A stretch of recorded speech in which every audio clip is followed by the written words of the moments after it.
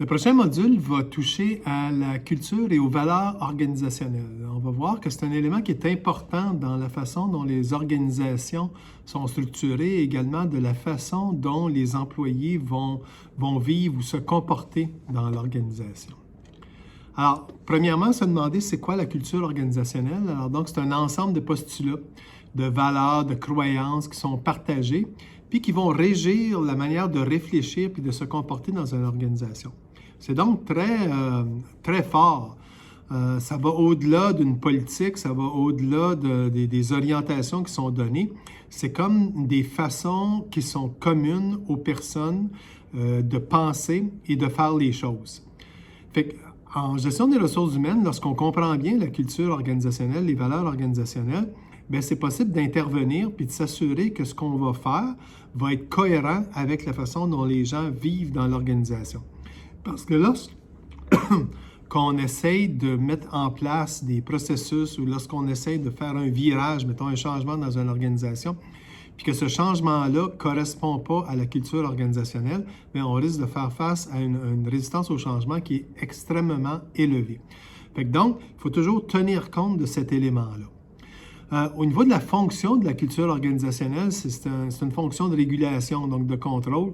C'est-à-dire que les gens savent qu'est-ce qui est acceptable, qu'est-ce qui n'est pas acceptable, puis tu n'es pas obligé de mettre en place des règlements très clairs sur comment est-ce que tu dois faire telle et telle chose, parce que les gens, si ça fait partie de la culture, vont juste le faire de façon naturelle.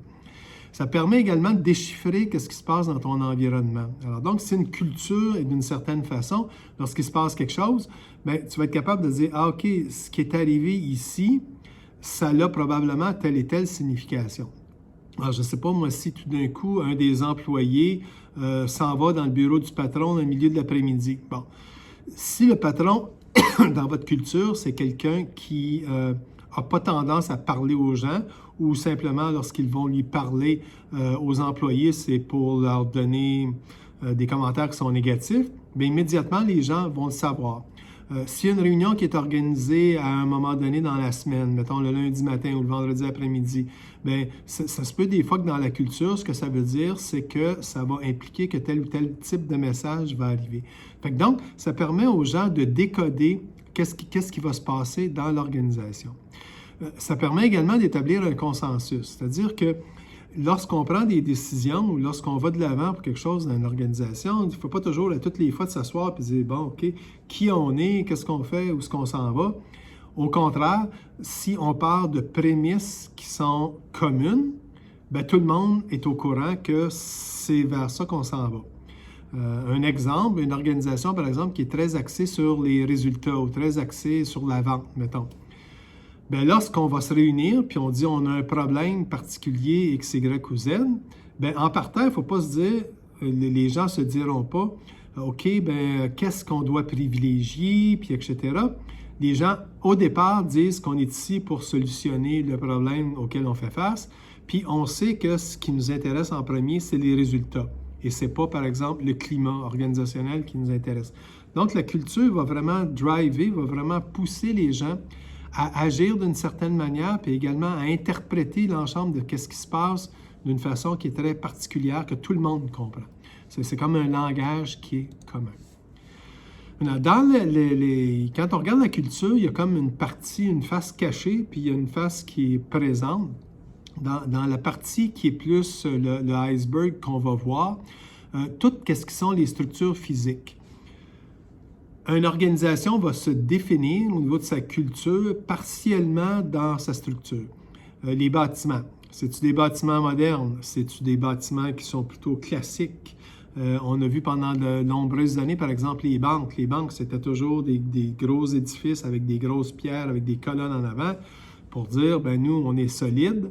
C'est un peu le message qu'ils voulaient envoyer, mais on fait aussi partie de l'architecture, du paysage de l'organisation. Aujourd'hui, quand on va regarder les édifices dans lesquels les banques se situent ou les caisses populaires, c'est un autre exemple, vous allez voir que les constructions sont plus modernes parce que le message qu'on veut envoyer, c'est que bien, chez nous, on est moderne, on est vers le futur et c'est ce qui compte pour nous autres.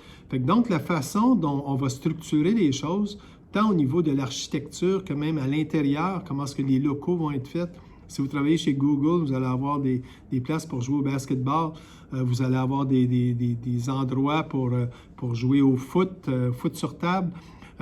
Donc, tout ce message-là est un reflet de la culture parce que la table de foot que vous allez retrouver chez Google, bien, vous ne la retrouverez pas dans un ministère du gouvernement fédéral ou du gouvernement provincial parce que ça ne fait pas partie de la culture. Le langage également, c'est un élément qui est essentiel dans la culture. Et quand je dis langage, ce n'est pas tellement le langage français ou anglais, mais ce sont les mots qui sont utilisés par les gens pour comprendre l'organisation. Et pour avoir eu la chance de faire de la consultation pendant presque 30 ans, une des choses que je m'aperçois, c'est que toutes les organisations, peu importe, vont toutes avoir un dictionnaire de, souvent c'est quelque part entre une vingtaine et une trentaine de mots qui sont utilisés de façon fréquente, qui sont très spécifiques à l'organisation. Puis une fois que tu les maîtrises, c'est comme tu te fais comprendre. En tout cas, les gens vont avoir l'impression que finalement tu fais partie de la famille.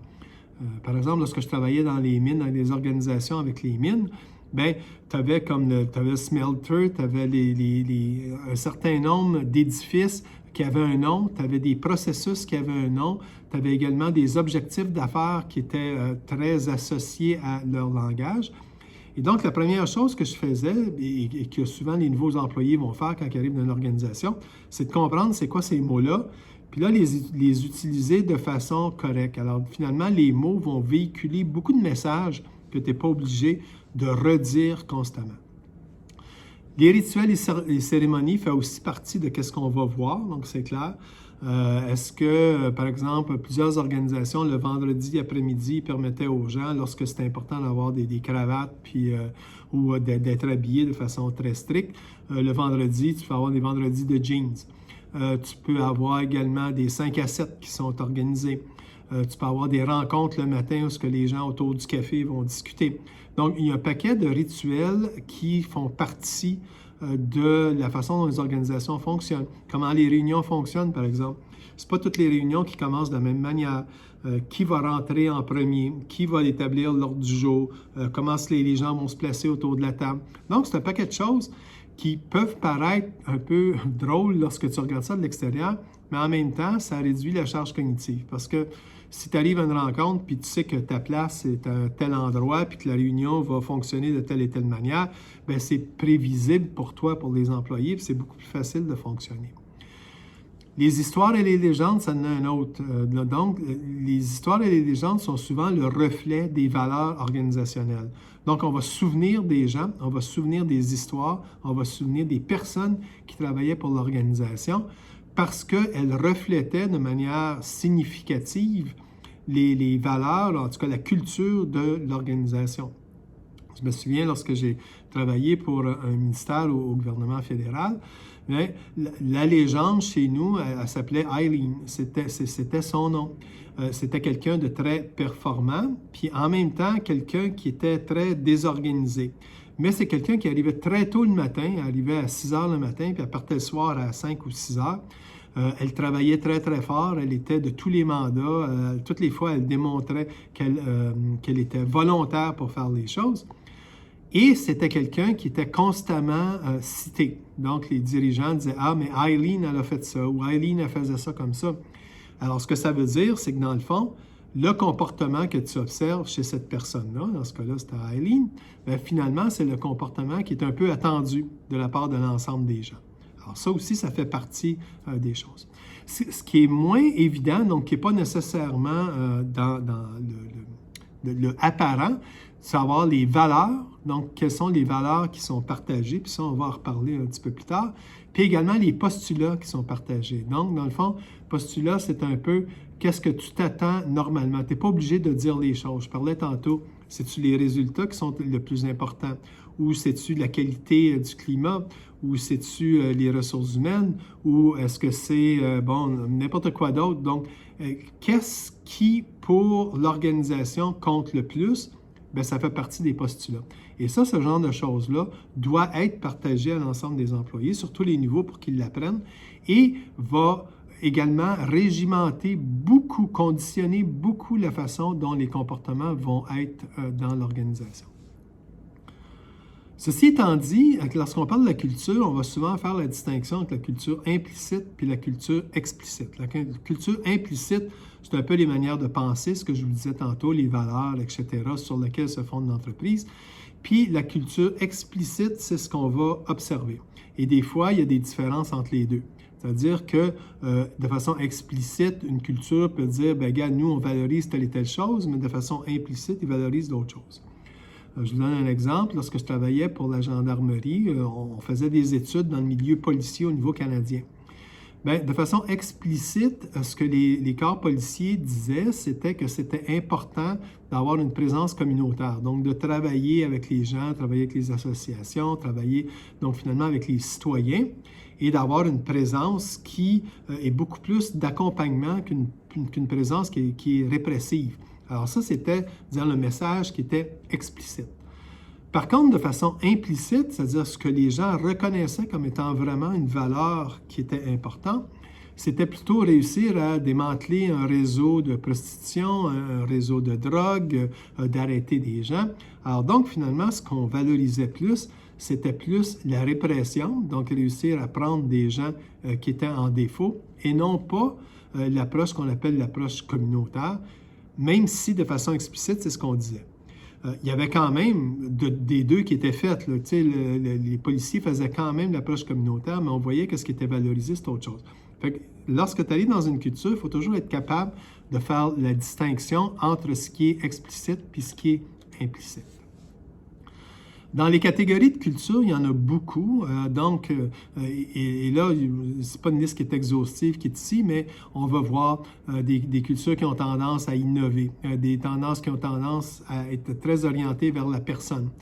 D'autres qui vont mettre beaucoup d'accent sur le fait d'être méticuleux, d'être exact. Si vous allez dans des firmes comptables, c'est essentiel que les gens soient comme ça.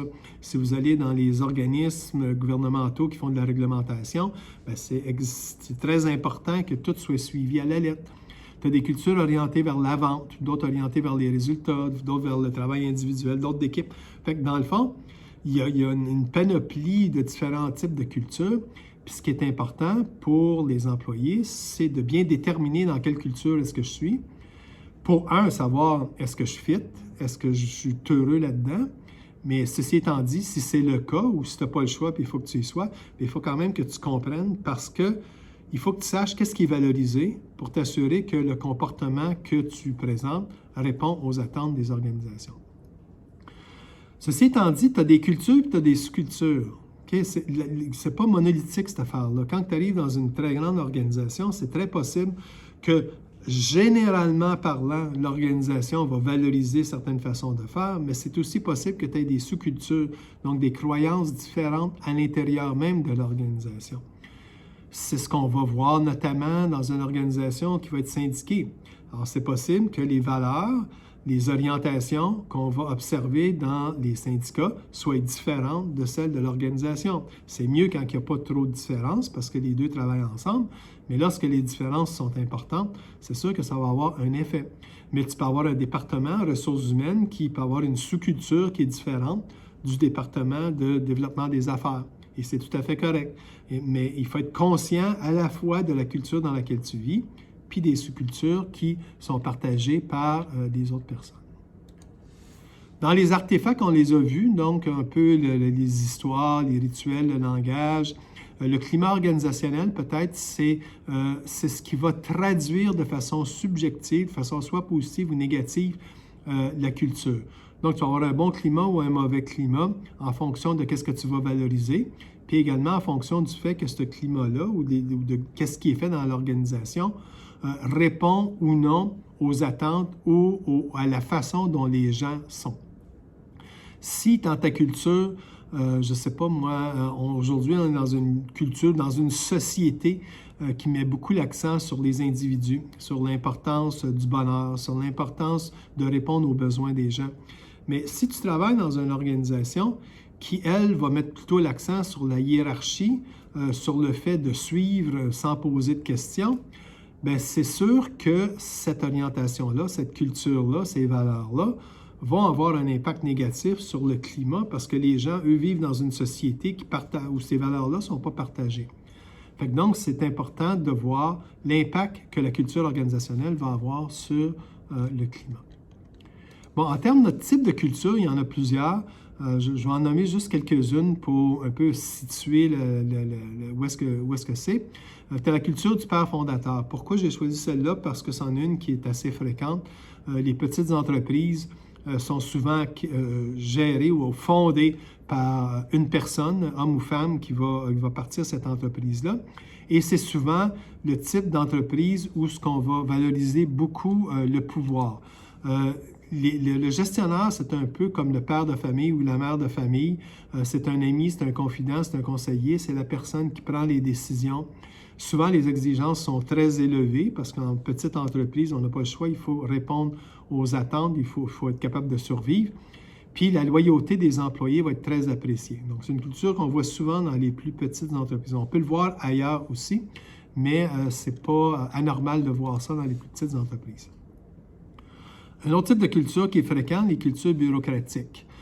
On va les retrouver souvent dans les bureaucraties. Donc, dans le secteur public, il va avoir plus tendance à être plus bureaucratique que moins bureaucratique, puis c'est correct parce que ce n'est pas le mandat de ces organisations-là de faire de la vente ou d'être au service de la clientèle. Donc, ça va être plutôt de gérer administrativement des programmes, gérer administrativement du service aux citoyens, mais qui est structuré d'une certaine façon, d'assurer, mettons, le fait que ça soit transparent, le fait que ça soit équitable pour tout le monde. Alors donc, tout ça fait en sorte que c'est un élément qui est important. Donc, c'est une culture qui va être un petit peu différente. L'autre type de culture, c'est les cultures que j'appelle professionnelles. Les cultures professionnelles, on va retrouver ça chez les bureaux de comptables, à l'université, par exemple, où tu vas avoir des professionnels, ou n'importe quelle organisation où ce sont les professionnels qui vont offrir un service. Et ça fait une grosse différence dans la façon dont les choses vont être faites, parce que souvent les professionnels sont non seulement des gens qui doivent offrir un service et qui doivent travailler pour l'entreprise, mais qui sont souvent associés à, ça peut être un ordre professionnel ou ça peut être une association. Et donc, leur loyauté est à la fois pour l'organisation, mais à la fois pour leur profession.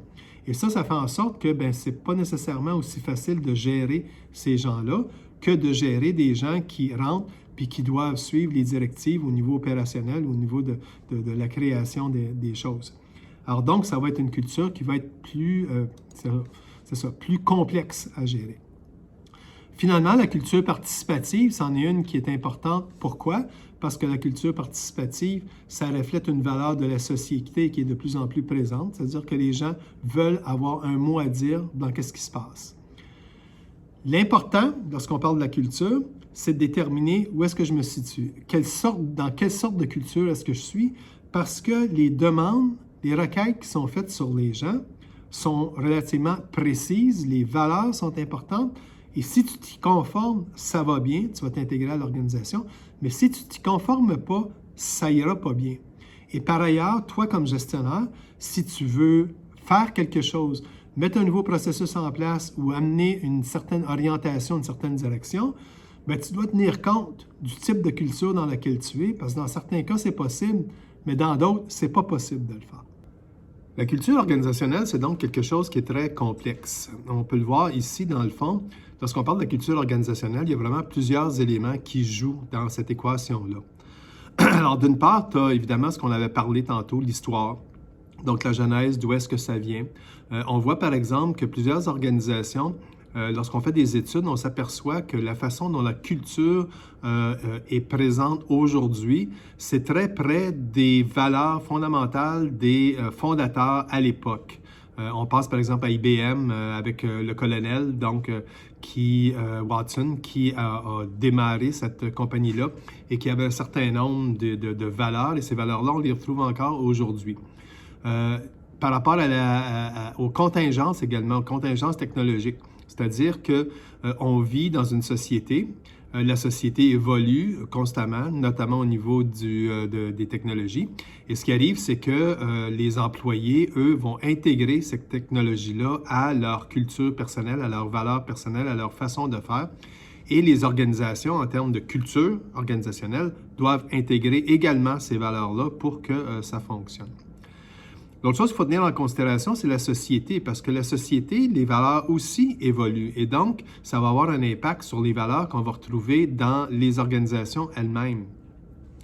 Lorsque, par exemple, je travaillais avec les gens à la gendarmerie, puis au niveau des policiers canadiens, puis on peut voir ça au niveau nord-américain également, il y a quelques années, peut-être il y a une trentaine d'années, ce qu'on observait, c'était une culture qui était très axée sur la hiérarchie. Donc, les gens un peu plus militaires. Donc, les gens disaient, voici ce que vous avez à faire, puis les employés ne les faisaient. C'est tout ce qu'il y avait à faire.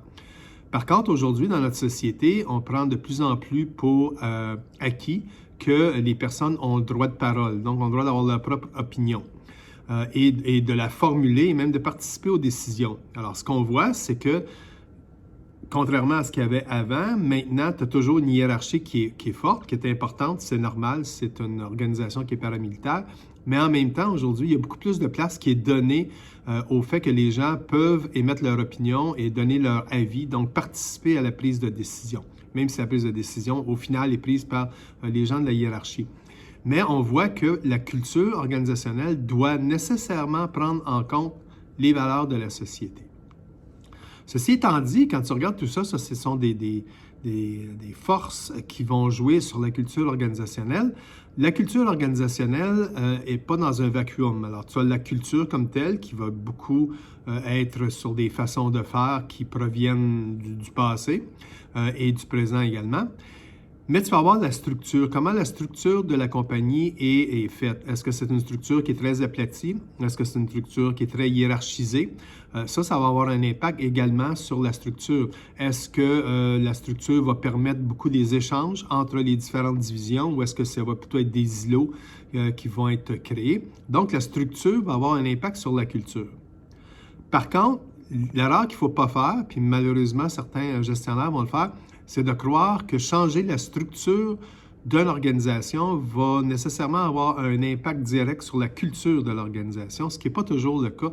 Ou en tout cas, quand ça l'est, des fois, ce que ça peut créer, c'est de la résistance au changement, puis pas nécessairement les changements dans la direction qui est voulue. Puis finalement, tu as les individus là-dedans. Alors, chaque individu arrive avec ses propres valeurs, avec ses propres façons de faire. Et donc va avoir un impact lui-même sur la culture organisationnelle. Alors, il y a des gens, par le poste qu'ils occupent ou simplement par l'influence qu'ils vont avoir au niveau professionnel, vont avoir aussi une influence sur la culture organisationnelle, sauf que ça, souvent, ça va prendre un petit peu plus de temps. Le rôle de la gestion là-dedans, il est multiple. Les gestionnaires doivent utiliser les symboles et le langage approprié. On en a parlé, chaque organisation a son propre langage. Et donc, utiliser ce langage-là, le faire évoluer, mais également le faire apprendre aux nouvelles personnes qui rentrent dans l'organisation. Tout ce qui est la gestion de la tenue vestimentaire, qui est souvent un enjeu qui n'est pas simple dans les organisations, ce qui fait que même plusieurs organisations vont mettre en place des uniformes que les gens doivent porter, parce que sinon, la gestion de la tenue vestimentaire, c'est assez difficile, mais c'est quelque chose qui fait partie de la culture comme tout autre élément. Déterminer les relations de pouvoir, les renforcements, la résistance au changement. En fait, les gestionnaires, ils ont un rôle direct sur la transmission de la culture et également le fait de s'assurer que cette culture-là est maintenue et est efficace pour les objectifs qu'on s'est fixés. Quand on parle de la culture, on parle des valeurs. Ça, c'est un élément qui est important. Et dans les valeurs, tu as on va distinguer les valeurs individuelles puis les valeurs organisationnelles, parce que ce n'est pas la même chose. Les valeurs individuelles, ça va être chacun des employés qui va amener ça. Et ça se peut très bien qu'il y ait un partage de valeurs individuelles entre plusieurs personnes dans l'organisation, mais pas nécessairement non plus. Alors que les valeurs organisationnelles, elles, s'appliquent de façon plus globale à l'ensemble de l'organisation. Alors, quand on regarde du côté plus individuel, une des façons de voir, c'est de déterminer comment le comportement humain s'inscrit à tous les jours. Donc, comment est-ce qu'on est capable de comprendre le comportement humain? Et ça, je n'entrerai pas dans les détails, mais Lewin a proposé une formule qui dit, dans le fond, que le comportement, lui, va être fonction à la fois de la personnalité de la personne et de l'environnement dans lequel ça se situe. Ça semble assez évident. Par contre, on va voir un petit peu plus tard, lorsqu'on va parler des attitudes, qu'il existe des formules un petit peu plus complexes, mais qui tiennent compte de ces deux éléments-là, puis aujourd'hui nous permettent de prédire comment les gens dans une organisation risquent de se comporter. C'est jamais à 100%, mais en tout cas, aujourd'hui, on est plus en mesure de prédire comment les personnes vont se comporter dans une organisation compte tenu de leurs valeurs. Et quand on regarde ça, toujours au niveau de la culture puis au niveau de l'individu, bien, quand on parle de l'individu, puis comment est-ce que ça va se traduire en comportement puis en résultat dans l'organisation, dans un premier temps, il faut toujours partir avec la personne, avec l'employé. Puis quand on parle de la personne puis de l'employé, on va parler des variables socio-démographiques, donc de l'âge de la personne qui va avoir un impact. On va en parler lorsqu'on va parler de la carrière. La personnalité des gens, on va en parler ça aussi quand on va parler des compétences, de la dotation. Les valeurs, on va voir ça tantôt. Le concept de soi, donc comment est-ce que les gens se perçoivent? Est-ce qu'ils se perçoivent comme des gens qui sont en contrôle de leur environnement ou plutôt qui sont victimes ou suivent l'environnement? Puis toute leur structure émotionnelle. Alors là, on parle de l'intelligence émotionnelle, comment les gens interagissent les uns avec les autres. Alors ça, ce sont des caractéristiques qui définissent l'individu et qui vont avoir un impact sur son comportement final. Une fois que tu as ça maintenant, après ça, tu vas avoir d'autres caractéristiques individuelles qui, elles, vont être un petit peu plus variables, donc sont moins fondamentales chez l'individu. On parle notamment de la motivation. La motivation va varier. Et ça va dépendre de chacune des personnes. Et lorsqu'on parle de la motivation, c'est la motivation de faire quelque chose en particulier. Alors, on le sait tous, il y a des journées qu'on est très motivé pour atteindre un objectif, puis d'autres journées qu'on l'est beaucoup moins. Et donc, on le voit lorsqu'on prend nos résolutions de l'année, au début de l'année, entre le 1er janvier puis entre le 1er juillet, bien souvent, il peut y avoir une différence au niveau de la motivation. Alors donc, ça va varier. Les attitudes, on va en reparler un petit peu plus tard, puis les perceptions également, ce sont des éléments importants parce que les attitudes puis les perceptions, c'est un des meilleurs prédicteurs du comportement futur. Alors donc, dans le fond, si tu as une attitude positive par rapport à quelque chose, il y a des fortes chances que ton comportement va le refléter et vice-versa, si tu as des attitudes qui sont négatives, ça aussi, ça va se refléter dans des comportements qui, eux, vont être moins positifs pour l'organisation. Puis, tu as tout le côté apprentissage et compétences. Donc, ça, c'est des choses qui sont en mouvement. On apprend ça avec l'expérience, on apprend ça par le biais de la formation, on apprend ça de toutes des façons différentes, mais c'est sûr que ça va avoir un impact direct sur les résultats de la personne, les résultats de l'organisation. Fait que ça se traduit comment? Bien, l'absentéisme, s'il y en a ou s'il n'y en a pas, ou l'assiduité. La citoyenneté organisationnelle, on va en parler ça aussi lorsqu'on va parler de l'engagement organisationnel. Les comportements déviants, qu'on voudrait éviter, mais qui existent quand même. Le roulement du personnel, donc tu ne restes pas dans l'organisation et tu pars. Et la performance des employés en général. Donc tout ça, cette résultante-là, ce qu'on observe quand il y a soit des problèmes ou que ça va bien, c'est parce que derrière, il y a beaucoup de choses qui sont en mesure de prédire ou qui amènent ces comportements-là. Puis quand on est en gestion des ressources humaines puis en psychologie industrielle, bien, ce que tu essaies de faire, c'est de trouver où est-ce qui est l'élément déclencheur le plus important. Alors, tout ça, ça fonctionne ensemble, mais on est habituellement capable de déterminer, OK, dans tous ces éléments-là, toutes ces variables-là, c'est laquelle des variables sur laquelle on devrait mettre plus l'accent. Parce que si on veut faire une intervention puis améliorer les choses, autant pour la personne que pour l'organisation, bien, il faut savoir exactement ce qu'il y en est. Puis peut-être juste pour terminer ce tableau-là, évidemment, la situation va avoir un impact. C'est-à-dire que tu peux être très motivé, mais si par exemple, on ne te donne pas les moyens technologiques ou les moyens autres d'accomplir ce que tu veux faire, bien, ça va avoir un impact également sur les résultats ou les comportements qu'on va observer. Alors, parfois, le problème, c'est l'individu, mais aussi, parfois, il faut comprendre que le problème, c'est la situation. Pour continuer avec les valeurs, il existe un modèle de valeurs individuelles qui a été proposé par Schwartz, qui est un modèle qui a été validé à plusieurs reprises. C'est un modèle intéressant. C'est un modèle qui a 3 axes, finalement. Tu as la continuité ou le changement. Donc, il y a des gens, en termes de valeurs, qui préfèrent être plus conventionnels, d'autres qui préfèrent être plus ouverts, plus innovateurs. Et tu as la valorisation de soi versus le dépassement de soi. Fait que donc, ça aussi, ça va avoir un impact.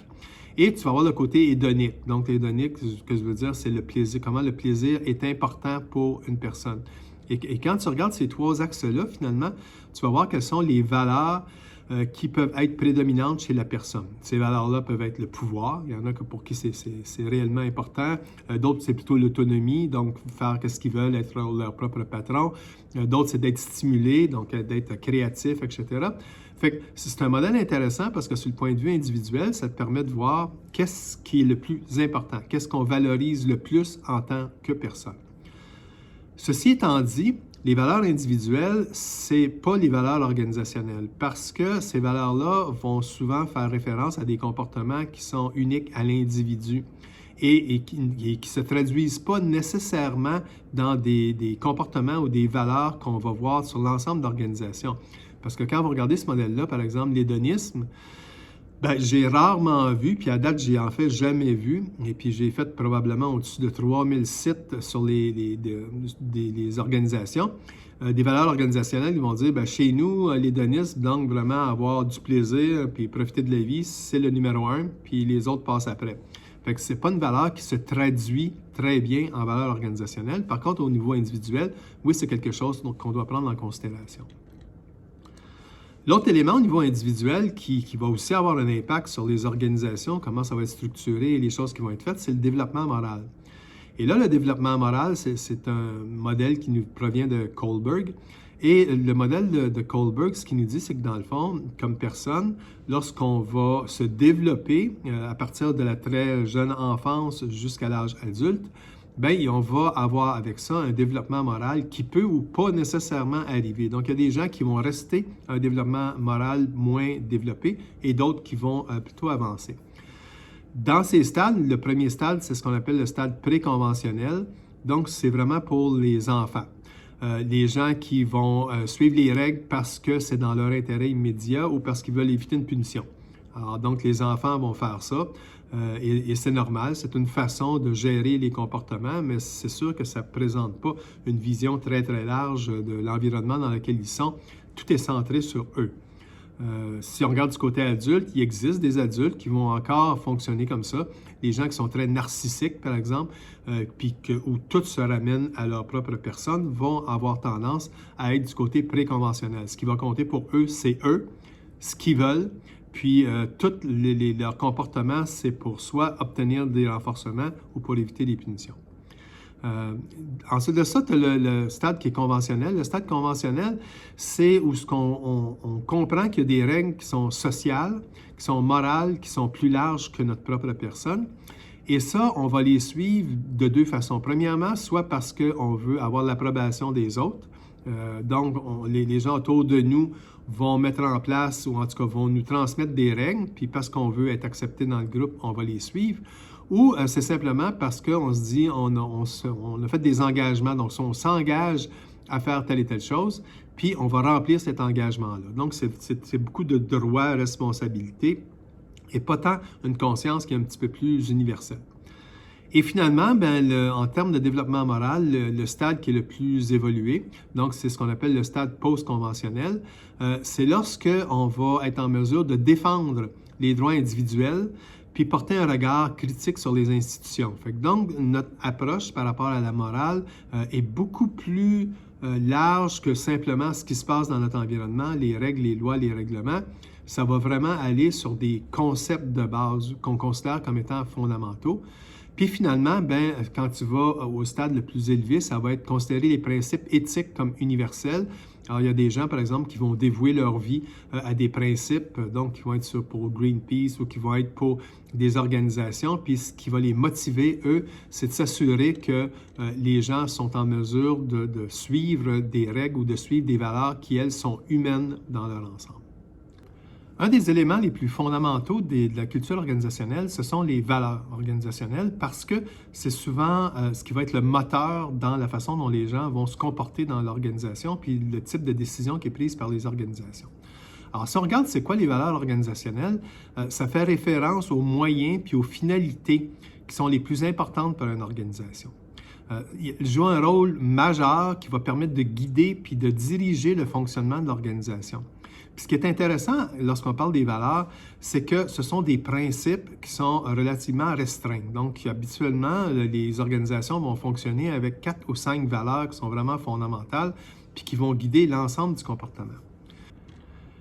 Ce qu'on veut dans des organisations, le plus possible, c'est qu'il y ait de la convergence de valeurs. Pourquoi? Parce que plus que tu as une convergence, plus que tu vas être en mesure de faire en sorte que les gens vont aller dans la même direction. Donc, tu n'es pas obligé à tout le temps de t'asseoir puis de te reposer la question, est-ce qu'on devrait faire ça ou est-ce qu'on devrait faire ça? Si les valeurs organisationnelles fondamentales te disent que tu devrais aller dans cette direction-là, souvent, ça va aider beaucoup la prise de décision et l'action de la part des gens.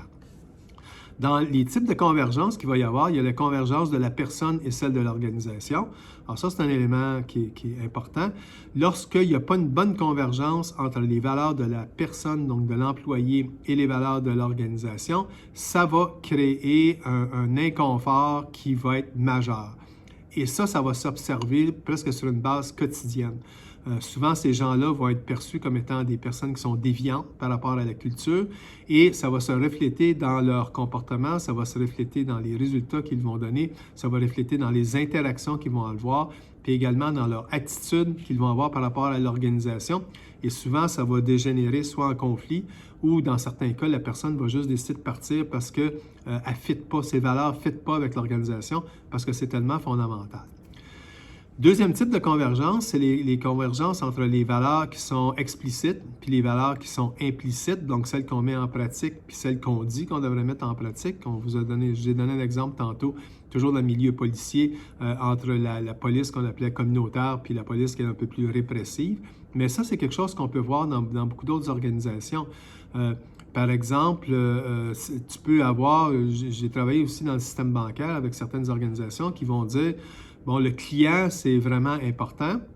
Puis en même temps, dans les valeurs, ce que tu t'aperçois, c'est que c'est plutôt les résultats qui sont importants. Alors oui, le client est important, mais en même temps, il faut que la personne soit relativement solvable, puis il faut qu'elle rapporte des bénéfices à l'organisation, sinon le service n'est pas donné. Alors, donc, ce n'est pas un organisme à but qualitatif. Fait que même si dans les valeurs officielles, on va dire le client, c'est numéro un, bien souvent, le numéro un, ça va être la rentabilité de l'organisation. Puis c'est normal si on veut que l'organisation survive. Finalement, les valeurs de l'entreprise et celles de la communauté où elle demeure, ça aussi, ça a un impact important. On l'a mentionné un peu précédemment. C'est-à-dire que les employés vivent dans la communauté, puis lorsqu'ils arrivent dans le milieu du travail, bien, c'est simplement une extension de leur vie quotidienne. Alors donc, s'il y a une différence fondamentale entre les deux, ça risque de créer également des conflits. Donc, plus cette convergence, plus c'est facile à gérer pour les organisations. Alors, c'est quoi les avantages de ça? Ça permet de s'adapter à la nature changeante du travail parce que tu n'es pas toujours obligé de revenir sur les principes de base. Les valeurs vont tenir ensemble le mortier des comportements des employés. Ça tient compte du fait qu'une personne est appelée à changer d'emploi au sein de l'organisation. Et donc, ces valeurs, si elles sont bien arrimées à l'organisation, peu importe si elle change d'emploi, ça va faire en sorte que cette personne-là va quand même être adaptée au milieu organisationnel. Puis ça permet de choisir les personnes qui vont partager les valeurs et la vision de l'organisation. Alors ça, c'est au moment de la prise de décision. On va en reparler lorsqu'on va parler de la dotation du personnel, parce que plusieurs organisations vont choisir des employés, entre autres, parce qu'ils partagent les valeurs de l'organisation, ou tout au moins parce que les valeurs de l'organisation et les valeurs personnelles de ces candidats-là ne sont pas extrêmes, donc ils ne sont pas complètement à l'extrême l'un de l'autre. C'est pas banal. Un des exemples qu'on peut voir, par exemple, c'est les fusions d'organisations. Et ce qu'on s'aperçoit, c'est qu'il y a beaucoup de fusions qui ne fonctionnent pas. Et lorsqu'on regarde dans les données, on s'aperçoit qu'une des raisons de base pour lesquelles ça ne fonctionne pas, c'est que les personnes qui proviennent de deux organisations différentes peuvent avoir des valeurs qui sont différentes. Et là, ce qu'il faut s'entendre, c'est que tu n'es pas obligé d'avoir toutes les valeurs qui sont différentes pour créer un problème. Des fois, juste avoir une différence fondamentale d'une seule valeur ou de deux valeurs, ça peut faire la différence du monde, du fait qu'une fusion va fonctionner ou ne fonctionnera pas, ou que deux départements vont s'entendre ou ne s'entendront pas. Puis tantôt, je vais vous donner un exemple d'une situation où on a observé ça, puis où il y a eu une intervention qui a été faite, puis qui a permis de faciliter les choses et d'améliorer le rendement. Beaucoup d'études ont été faites sur les valeurs, puis bon, le tableau qu'on vous présente ici, dans le fond, ce qu'il vous dit, c'est des corrélations donc qui existent entre les valeurs organisationnelles et finalement un certain nombre de critères ou d'objectifs qu'on va viser. Il y a eu des milliers d'études qui ont été faites sur les valeurs individuelles et les valeurs organisationnelles. Mais dans ce cas-ci, ce qu'on s'aperçoit, c'est que tu as des corrélations qui peuvent aller de 0,10 jusqu'à 0,65. Corrélation, évidemment, ça va de 0 jusqu'à 1. Plus on est proche de 1, plus la corrélation est forte. Mais en sciences humaines, lorsque tu as une corrélation d'à peu près 0,35, c'est une corrélation qui est très forte parce que le comportement humain est tellement complexe que ce n'est pas comme une corrélation sur je vais frapper, par exemple, une boule de billard, puis la boule de billard va bouger. Alors ça, ça va être une corrélation qui va être presque 100% parce que c'est un événement qui est physique. Par contre, au niveau des ressources humaines, c'est beaucoup plus complexe que ça. Alors donc, quand tu as des corrélations qui sont de cet ordre-là, qui sont positives, ça nous dit quand même des choses intéressantes. Et avec ces informations-là, tu peux aussi les utiliser pour faire des interventions, puis on va voir un exemple tantôt. Alors donc, les valeurs organisationnelles sont reliées à la satisfaction au travail, à la satisfaction par rapport à l'emploi lui-même, par rapport à l'organisation, à l'engagement organisationnel, puis c'est corrélé négativement avec l'intention de quitter. Donc, plus tes valeurs sont proches de l'organisation, moins tu vas avoir tendance à quitter l'organisation. Donc, la même chose au niveau du roulement. Le rendement en emploi, le rendement dans les tâches, le rendement contextuel, le rendement contextuel, c'est pas tellement le rendement sur la tâche précise, mais le fait, par exemple, que tu vas t'impliquer, le fait que tu vas être prêt à faire des heures supplémentaires s'il y a un travail à faire, que tu vas te porter volontaire. Alors ça, c'est plus un comportement, un rendement contextuel. Puis finalement, la citoyenneté organisationnelle, donc de suivre les règles de façon implicite et explicite de l'organisation. Alors on voit donc que les valeurs, lorsqu'elles sont cohérentes ou congruentes avec celles de l'organisation, ça a un impact direct sur les individus puis sur leur rendement. Fait que c'est pas banal lorsqu'on va se pencher là-dessus. On regarde comment est-ce que les valeurs sont perçues de la part des organisations. Puis lorsque j'ai commencé à m'intéresser à ça, j'avais une étudiante de doctorat qui a fait son doctorat sur les valeurs, qui est rendue professeure maintenant. Mais à l'époque, ça l'intéressait. Puis on regardait un peu la littérature là-dessus. Puis on voit que c'est pas tout le monde qui est d'accord avec les valeurs organisationnelles. Puis dans cet exemple-ci, ce qui est intéressant, c'est un peu avant le crash boursier qu'il y a eu en 2007. Et dans ce cas-là, ce qu'on observait, c'est qu'il y avait beaucoup de publications qui disaient que, dans le fond, là, les valeurs, là, ça ne vaut pas grand-chose. En fait, c'est juste des choses qui ont été inventées, qui paraissent bien, puis des affaires comme, le service à la clientèle ou le fait d'être travaillé en équipe ou, ces choses-là, finalement, c'était juste un fad. C'était pas quelque chose qui était fondamental. Ce que certains appelaient un « shiny object ». Et c'était relativement répandu. Puis on se souvient, avant le crash, de la façon, surtout dans les institutions financières, là on est dans le monde financier, dans les institutions financières, ce qu'on s'apercevait, c'est qu'effectivement, les organisations, en tout cas ces organisations-là, étaient très axées sur le profit et mettaient en place des pratiques qui n'étaient pas nécessairement tout à fait éthiques, et ça a contribué au fait qu'il y a eu un crash boursier. L'étude qu'on a faite, c'est qu'on a regardé pour voir si les organisations avaient ou non des valeurs organisationnelles. Donc, on a regardé si dans leur énoncé, si on allait sur leur site web, si on allait sur leur bilan annuel, s'ils disaient que pour nous, il y a des valeurs qui sont importantes. S'ils le faisaient, est-ce qu'ils les suivaient ou non, on ne le sait pas, mais au moins ils ont pris la peine de s'asseoir et de dire c'est ça nos valeurs organisationnelles. Alors que d'autres, ils ont juste dit non, c'est pas vraiment important. Alors donc, il n'y avait pas de valeurs qui étaient publiées. Ce qu'on a fait, c'est qu'on a regardé les organisations qui avaient des valeurs publiées et celles qui ne les avaient pas. Puis ensuite de ça, on a regardé quels étaient le rendement boursier avant le crash et 1 an ou 2 ans après le crash. Et ce qu'on s'est dit, c'est que si effectivement les valeurs ont un rôle à jouer dans le fait que les organisations vont être plus performantes, les organisations qui ont pris la peine de mettre des valeurs en place et de les publier vont probablement mieux faire que les organisations qui, elles, ne les avaient pas, ne l'ont pas fait. Puis ce qu'on voit ici, c'est exactement ce qui s'est passé. Donc on regarde par exemple Berkshire Hathaway, qui est une très grande institution financière. Eux autres, entre 2007 et 2009, il y a eu une diminution de 18 % de la valeur de leurs actifs. C'est une diminution, mais si on la compare à Morgan Stanley, qui, eux, n'avaient pas de valeur, eux ont vu une diminution de 70% de la valeur de leurs actifs. Un autre exemple, IBM. IBM, entre toujours la période avant le crash et après le crash, le président d'IBM à l'époque avait dit, pour nous, les valeurs, c'est tellement important que je vais consacrer 72 heures où ce que tous les employés de IBM au travers le monde devront se loguer à un site, puis il va y avoir un échange au niveau des valeurs. Et ça, pendant 3 jours de temps, ça a été fait. Et le président d'IBM avait dit à l'époque, écoutez, si vous identifiez des valeurs, ou lorsque vous allez m'identifier les valeurs de IBM, ce sont des valeurs que je vais mettre en place et ce sont des valeurs que je vais respecter et pour lesquelles je vais mettre des actions, donc pour s'assurer que ça fonctionne. Donc, ça démontrait complètement l'attitude inverse de ce qu'on avait vu précédemment, où ce qu'on disait que les valeurs, ça n'a pas d'importance. Pour lui, c'était fondamental. Et là, à partir de là, bien, ce qu'on a vu, c'est qu'effectivement, ça démontre ça. Et lorsqu'on regarde exactement le même portrait, donc avant le crash et 2 ans après le crash, on voit que les valeurs, la valeur des actions de IBM était restée la même sur cette période-là. Bon, est-ce que ça veut dire nécessairement que c'est seulement les valeurs qui ont eu cet impact-là? C'est sûr que non.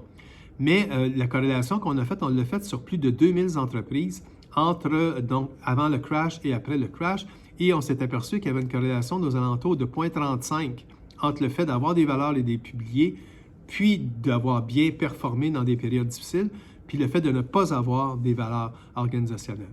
Alors donc, à mon avis, puis cette étude-là nous montre que c'est un aspect qui est vraiment fondamental.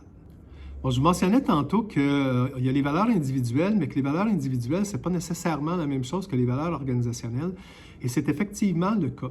Et il y a peut-être une dizaine d'années, lorsqu'on a fait le travail sur les valeurs organisationnelles avec mon étudiante de doctorat, on s'est dit, est-ce qu'il y a moyen de créer une taxonomie de valeurs qui, elle, est organisationnelle? Donc, des valeurs qu'on va retrouver, qui nous permettent de regrouper la très, très grande majorité des valeurs qui sont publiées par les organisations.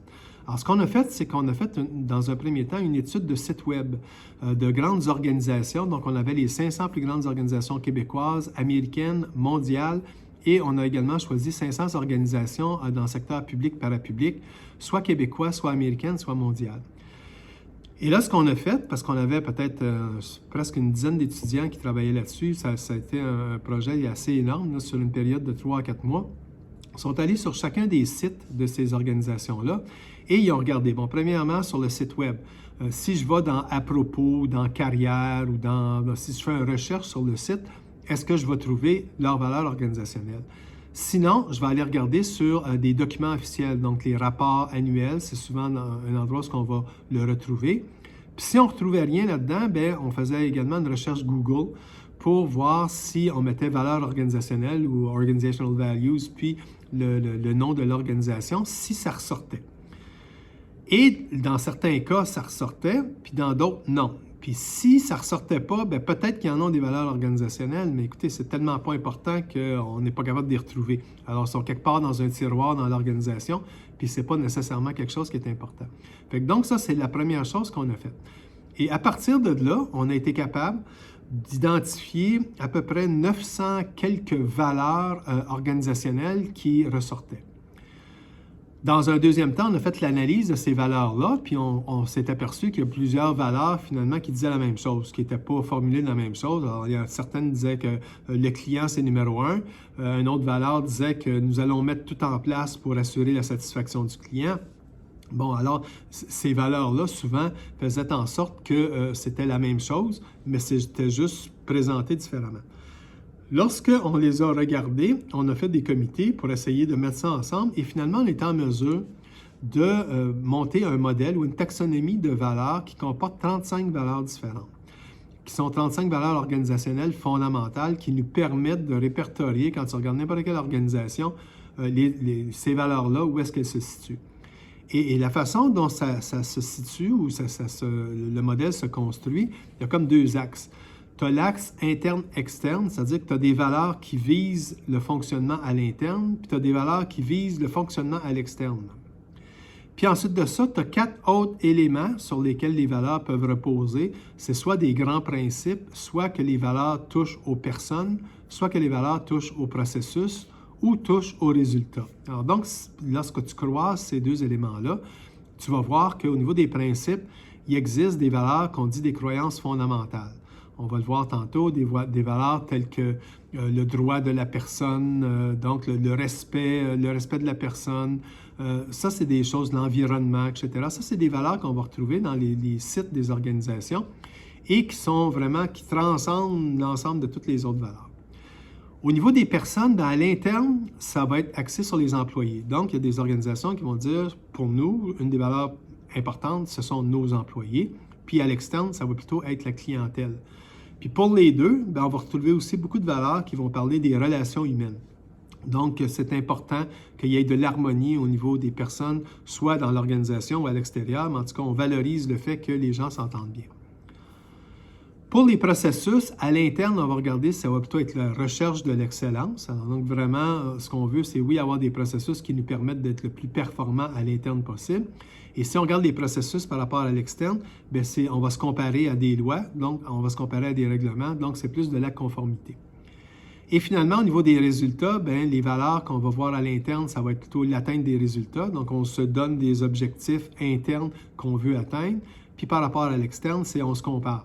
Donc, on veut être, mettons, le numéro 1 dans notre domaine ou le numéro 2 ou le numéro 3. Il y a des organisations qui vont dire, nous, on veut être le numéro 3 dans notre domaine. C'est correct, c'est un objectif, mais ça demeure quand même une valeur qu'on va mettre de l'avant, qui va pousser l'organisation à agir d'une certaine façon, puis qui va amener également les personnes à réfléchir, à prendre des décisions et à agir de manière à ce que cette valeur-là soit opérationnalisée. Pour vous donner un exemple plus précis de comment est-ce que les valeurs peuvent avoir un impact sur une organisation, on a fait une étude, un travail il y a quelques années, ça fait pas longtemps, avec une organisation dans le domaine financier où notre mandat, c'était vraiment d'apporter ou d'utiliser les valeurs pour faire un changement organisationnel, pour améliorer le rendement. Alors donc, on parle d'une organisation, ça c'était en 2016, donc une institution financière canadienne qui avait une excellente réputation et également d'excellents résultats. Il faisait des profits de 63 millions par année. Il y avait un capital de 3,5 milliards, satisfaction de la clientèle de 93 %, donc qui était soit satisfait ou extrêmement satisfait. Puis là-dedans, tu avais 60 % qui étaient extrêmement satisfaits. Écoutez, c'est quand même un bon bulletin là, quand tu regardes ça comme organisation. Cependant, il y a eu l'arrivée d'un nouveau président dans cette organisation-là qui, lui, trouvait que c'était pas optimal quand même. Et ce qui s'apercevait ou ce qu'il a vu assez rapidement, c'est que la perception des employés ne sont pas suffisamment engagés et que donc que le rendement pouvait être amélioré s'il était capable d'amener l'engagement des employés un petit peu plus loin. Les principes fondamentaux qu'on observait en 2016, il y en avait 4. Donc, l'expérience client distinctive, avoir un esprit d'équipe, être imputable, puis capacité d'adaptation. Donc, ça, c'était les valeurs qui avaient été identifiées en 2016. C'est les valeurs avec lesquelles on fonctionnait. Lorsqu'on parlait au cadre de cette organisation-là, à l'époque, ce qu'ils nous disaient, c'est que ces valeurs-là avaient été choisies à un moment donné par des gens qui s'étaient assis autour d'une table, mais il n'y avait pas vraiment eu une étude qui avait été faite auprès de l'ensemble de l'organisation pour voir si c'est des valeurs qui correspondent à ce qu'on est, puis ce qu'on veut être, ou c'est juste des valeurs qui ont été faites parce que ça paraissait bien. Ça semblait être plutôt le deuxième cas. Alors donc, on a décidé de faire une étude systématique dans cette organisation-là pour voir où étaient les valeurs puis quel impact que ça pouvait avoir. Alors donc, première intervention qu'on a faite, on a administré un test de valeur, donc un test que nous, on utilise, qui s'appelle le TVO, le test de valeur organisationnelle, qui a les 34 valeurs que je vous parlais tantôt par rapport au modèle. Et ce qu'on demandait, on demandait au cadre de prioriser les valeurs. Parce ce qui arrive avec les valeurs, c'est que si je vous les présente une en arrière de l'autre, vous allez toutes trouver que ces valeurs-là, ils ont de l'allure. Ça fait partie de l'humain. C'est rare les valeurs qui ne sont pas à leur face même quelque chose d'important. Par contre, là où ce que ça va faire une différence, c'est si je vous demande de les mettre en rang. Quelle est la valeur la plus importante, la deuxième, la troisième, etc. Puis là, on va faire ça de 1 jusqu'à 34. Bien, c'est sûr que ta valeur numéro 1, numéro 2, numéro 3, ça va faire en sorte que tu vas avoir beaucoup plus tendance à agir et à prendre des décisions en fonction de cette valeur-là, qu'en fonction de celle qui est 34e. Alors donc, on a demandé de faire l'ordonnancement des valeurs, d'une part du côté par les cadres, tous les cadres de l'organisation, et d'autre part par les employés, tous les employés de l'organisation. Puis ce qu'on voulait faire, c'est un match entre les deux. Donc, voir quelles sont les valeurs qui sont similaires, puis quelles sont les valeurs qui sont différentes. Dans un deuxième temps, ce qu'on a fait, c'est qu'on a dit, OK, on va voir c'est quoi l'engagement des employés. Et là, on voulait le faire correctement, c'est-à-dire qu'on voulait faire l'engagement aujourd'hui, au moment où on a commencé l'étude, avec les valeurs actuelles. Puis après ça, on voulait faire un suivi. Parce que si on met en place des mesures pour améliorer l'engagement, bien, il faut savoir d'où c'est qu'on part pour savoir d'où c'est qu'on se va. Fait que donc, il y a eu un sondage d'engagement qui a été fait au moment où on a débuté l'étude. Le modèle qu'on a utilisé, c'est le modèle de ECO, donc c'est le modèle qu'on utilise à la firme. Et ce modèle-là, on va vous en reparler plus tard lorsqu'on va vous parler de l'engagement du personnel. Mais essentiellement, ça touche au leadership des gens, des superviseurs, des cadres. Ça regarde au climat organisationnel, ça parle de la facilitation du travail, de la caractéristique des employés. Et on regarde deux choses particulières, soit l'engagement et également l'expérience ou la satisfaction des employés. Mais on va y revenir plus tard dans un autre cours là-dessus. Le test a été administré en mai 2016, puis il y a eu un taux de participation supérieur à 90 %. Donc, c'est vraiment exceptionnel. C'est un test qui est administré en ligne, ça a facilité les choses, mais aussi l'organisation a permis aux employés de prendre du temps de travail pour le faire. Et le sondage a été administré en 2016, en 2017 et en 2018. Par ailleurs, on continue à l'administrer en 2019-2020, il a été administré aussi, puis il va être administré en 2021. Fait que donc, on continue toujours à avoir ça, mais l'étude elle-même, là, je la termine en 2018 parce que c'est à ce moment-là que les publications y ont été faites. Bon, les résultats montrent les choses suivantes. Et ça, c'est particulièrement intéressant parce que sur les 34 valeurs qui font partie du modèle, 70 % des valeurs sont les mêmes pour les cadres ou pour les employés. Donc, la qualité du service, l'intégrité, le climat satisfaction, le respect des autres, l'efficacité, la vision inspirante, ce sont toutes des valeurs qui sont partagées à la fois par les employés puis par les cadres. C'est quand même fort. Fait que tu te dis, OK, ce que ça veut dire qu'il y a seulement 30 % des valeurs, donc il y a seulement 3 valeurs qui ont de différence. Est-ce que ça fait vraiment une si grosse différence que ça? Alors, nous, on le sait par nos interventions qu'on fait dans les organisations que oui, seulement une valeur avec un changement ou un conflit, ça peut créer des problèmes très importants. Quand tu en as 3, tu en as quand même beaucoup. Mais ce qui est intéressant, c'est quand on regarde où est-ce que sont les différences. Par exemple, pour les employés, l'équilibre travail-famille, c'est une des valeurs qui tombait dans les top 10. Elle était 28e sur 34 pour les cadres. Fait que là, ça, c'est quand même un écart qui est majeur. Les employés, ils trouvent que c'est important de tenir compte de l'équilibre que les gens peuvent avoir avec leur travail puis à l'extérieur.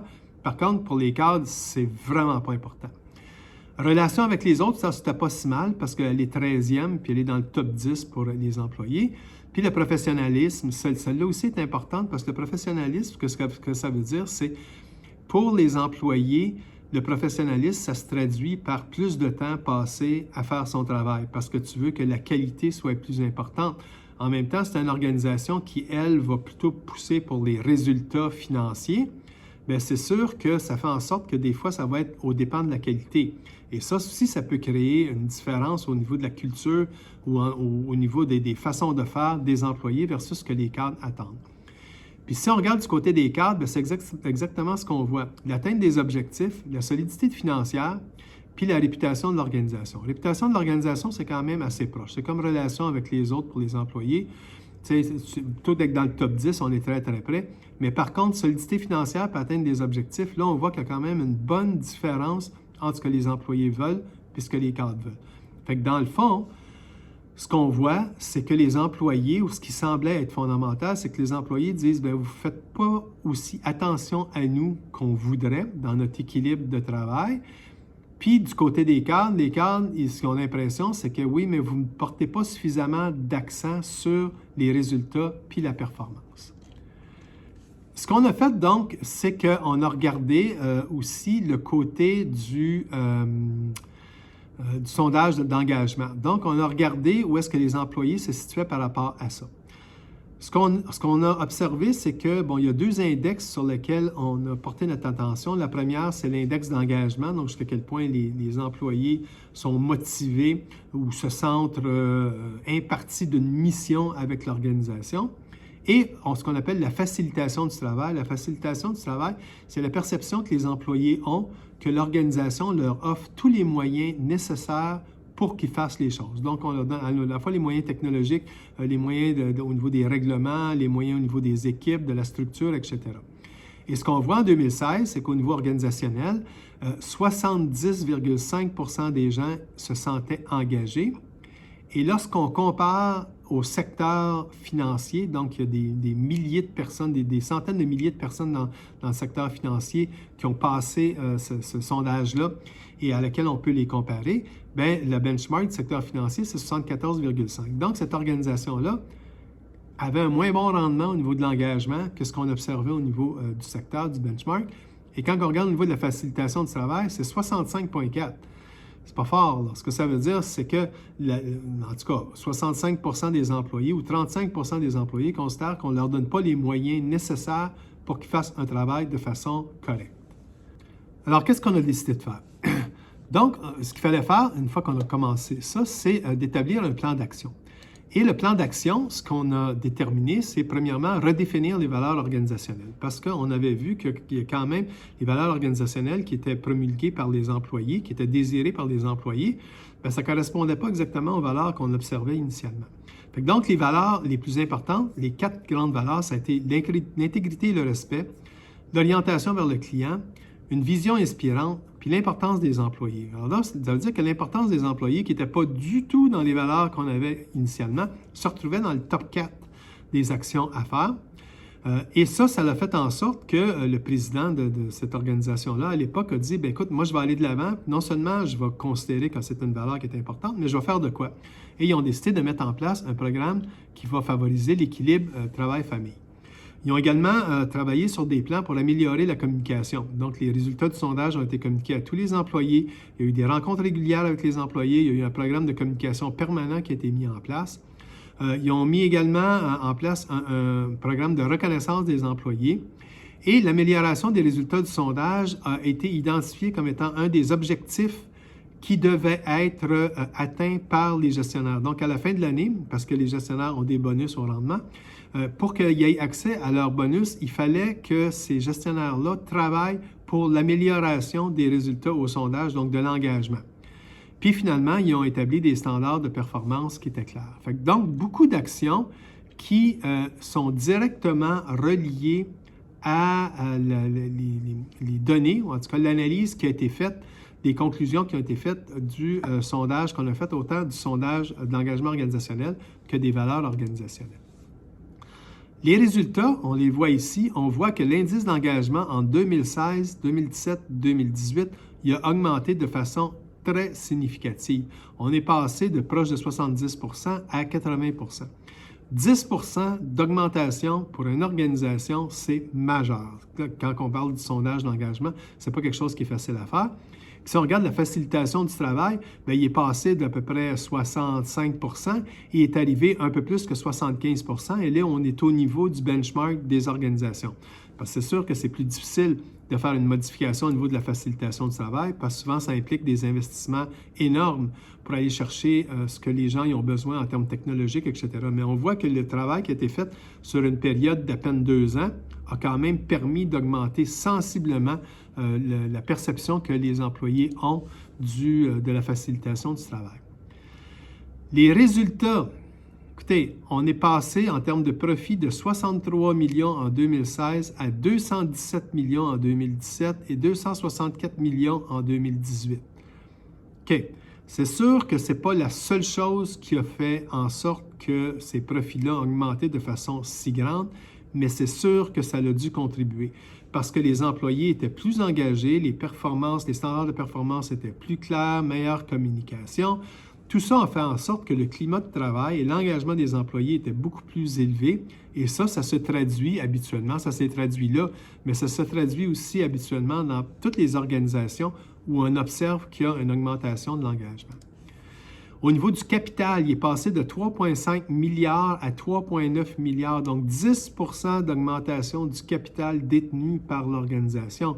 Ça aussi, ce n'est pas banal sur une période qui est à peine de 2 ans. Si on regarde finalement au niveau des résultats qu'on observe pour la satisfaction de la clientèle, ça, c'est des indices qui sont mesurés par des firmes externes à tous les ans. Si vous vous souvenez, en 2016, la satisfaction des gens qui étaient entièrement satisfaits, c'était de 93 %. C'est monté à 97 %. Et là, quand on est dans les extrêmes comme ça, donc très, très proche du 100 %, c'est très, très difficile d'augmenter le niveau de satisfaction. Et pourtant, dans ce cas-là, quand même 4 %. Et ce qui est encore plus significatif, c'est que lorsque tu regardes le pourcentage des gens qui sont extrêmement satisfaits, qui est passé de 60 % à 67 %, donc une autre augmentation de 10 % de gens qui sont devenus extrêmement satisfaits. C'est un exemple, et il y en a d'autres, mais celui-là, je le trouvais intéressant parce qu'il était peut-être un petit peu plus récent, mais qui montre véritablement à quel point la culture et les valeurs organisationnelles ont un impact majeur sur l'engagement, évidemment, mais aussi sur les résultats financiers. Et ça, on l'observe dans toutes les organisations qui prennent la peine de dire, OK, nous, on va définir c'est quoi nos valeurs, on va regarder qu'est-ce qui peut être fait, on va mettre en place des programmes pour les promulguer, pour s'assurer que les employés perçoivent ou voient qu'il y a des choses qui sont faites dans cette direction-là. Puis ensuite de ça, bien, on va regarder c'est quoi l'impact sur l'engagement des employés, puis sur les résultats financiers. Mais ce qu'on observe, c'est que plus ça s'est fait de façon systématique, meilleurs vont être les résultats financiers. Les dernières acétates, je vais vous les laisser à vous pour les regarder parce que c'est juste de l'information qui est intéressante. Ça poursuit un peu l'étude qu'on avait faite sur les 2000 quelques sites qu'on avait regardés au niveau des entreprises, sur les sites web donc. Et ce qu'on voulait regarder finalement, c'est quoi le pourcentage des organisations selon les secteurs qui vont favoriser certaines valeurs plutôt que d'autres. Je trouve ça particulièrement intéressant parce que ça te permet un peu de te situer. C'est un petit peu un benchmark pour dire quelles sont les valeurs les plus importantes si c'est dans un domaine, mettons, dans le secteur public ou si c'est dans le secteur minier ou le secteur financier, qu'est-ce que c'est?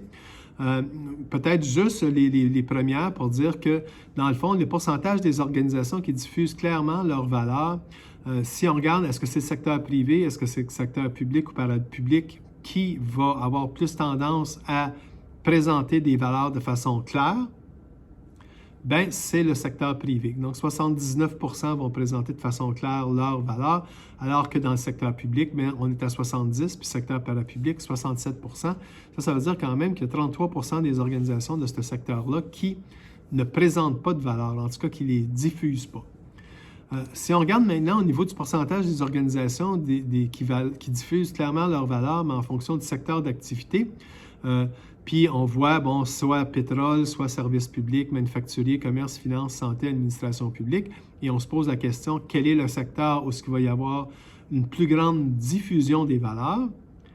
Bien, sur les 2000 et plus organisations qu'on a regardées, on s'aperçoit que c'est le secteur de la santé, où 100 % des organisations du secteur de la santé vont diffuser leurs valeurs sur soit leur site Internet, soit le rapport annuel.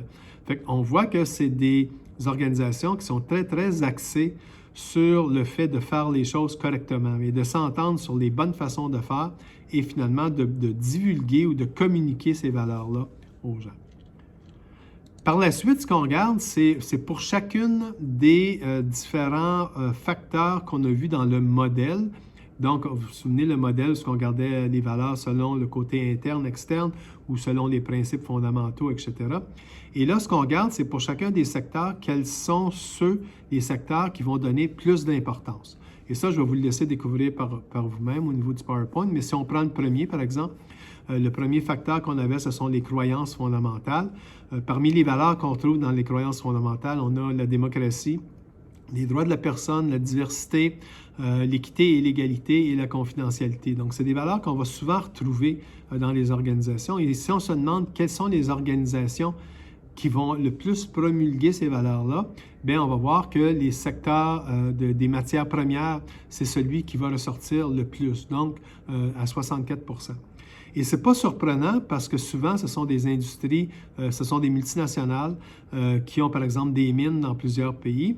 Et au niveau de leur valeur, le fait, par exemple, de ne pas utiliser les enfants pour travailler dans les mines ou d'autres valeurs de démocratie, par exemple, ce sont des valeurs qui sont fondamentales parce que pendant quelques années, il y a eu ces organisations-là avaient mauvaise presse sur finalement des pratiques qui étaient moins éthiques. Alors donc, pour contrer ça, ils se sont donné comme valeur d'avoir des croyances qui sont un petit peu plus fondamentales puis qui vont essayer de respecter. Alors, ce n'est pas surprenant donc de voir que les organisations dans les matières premières vont avoir plus d'accent sur les valeurs qui sont du niveau des croyances fondamentales. Et pour le reste, vous allez regarder, je pense que c'est intéressant, et vous pouvez regarder dans quel secteur d'activité vous travaillez, puis si ça correspond bien au type de valeur que vous observez sur une base quotidienne. Voilà, ça termine les valeurs organisationnelles. Et donc, on va passer au prochain sujet. Donc, le prochain sujet qu'on va avoir, c'est la gestion des compétences que vous allez avoir sur le prochain module.